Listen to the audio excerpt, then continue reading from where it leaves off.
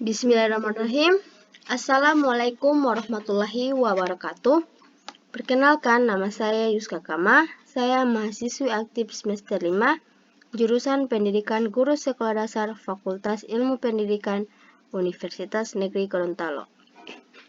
Puji syukur kehadirat Allah Subhanahu wa Ta'ala atas segala nikmat dan karunia-Nya, saya dapat menyelesaikan tugas mata kuliah pembelajaran berbasis teknologi informasi dan komunikasi. Pertama-tama, yang saya hormati dosen pengampu mata kuliah pembelajaran berbasis teknologi informasi dan komunikasi, yang saya sebut nama beliau Bapak Dr. Isnanto, SPD MED. Baiklah, di sini saya akan menjelaskan materi mengenai siklus air.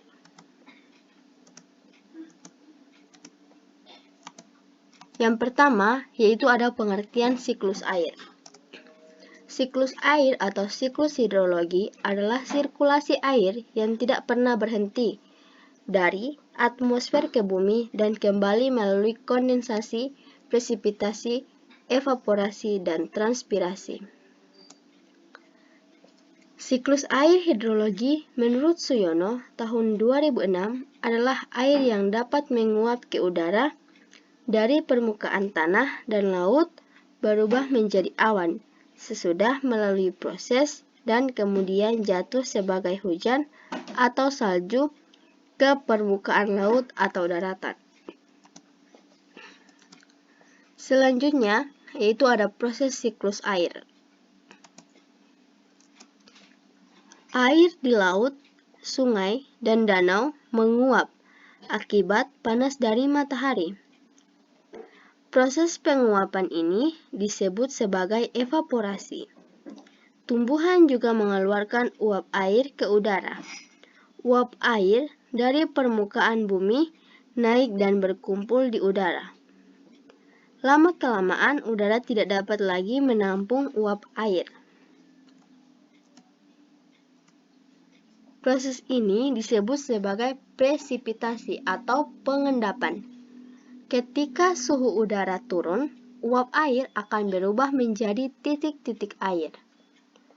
Titik-titik air ini membentuk awan. Proses ini disebut sebagai kondensasi atau pengembunan. Selanjutnya, titik-titik air di awan akan turun menjadi hujan. Air hujan akan turun di darat maupun di laut. Air hujan itu akan jatuh ke tanah atau perairan.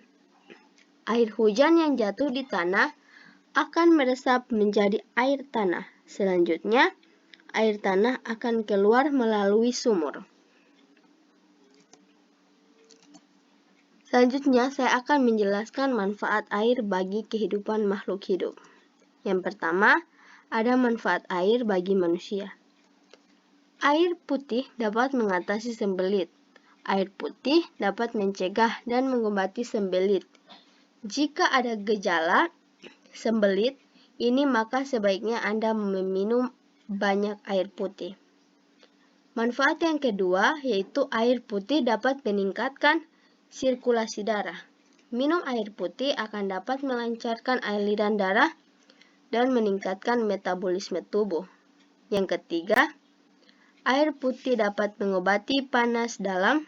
Air putih akan mengobati panas dalam jika diminum dalam jumlah yang banyak.